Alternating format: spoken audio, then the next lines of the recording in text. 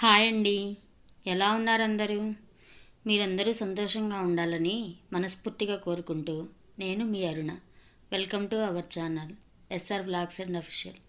ఈరోజు వీడియో వచ్చేసి ప్రతి చైత్ర పౌర్ణమికి మా ఊర్లోని వేణుగోపాల స్వామికి కళ్యాణం జరుగుతుందండి.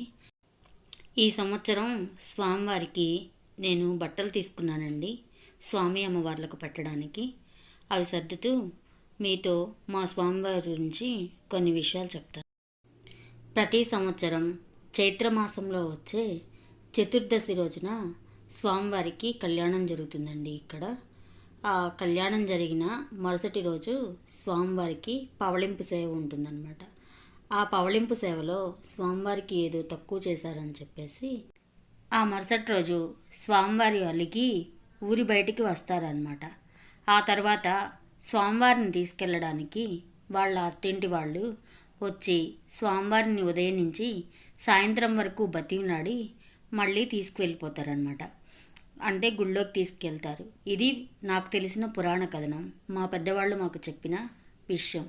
మీ ఊర్లలో స్వామివారు కూడా ఇలాగే ఉంటారా?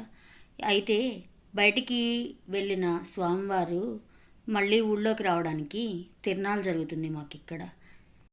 అలా స్వామివారు అలిగి రావడం, సాయంత్రం వరకు బతిమలాడి వెళ్ళడం అంతా మా ఇంటి దగ్గరున్న మర్రి చెట్టు కిందే జరుగుతుందన్నమాట.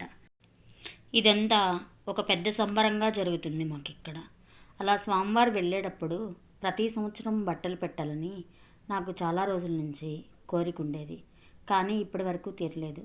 ఆ శక్తి ఆ స్వామివారు ఈ సంవత్సరమే నాకు కల్పించారు.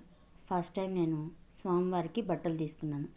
ఇంతకుముందు అయితే అమ్మవారికి రవికిలము గుడ్డలు పెట్టేదాన్ని. ఇదే ఫస్ట్ టైం అండి నేను తీసుకోవడం.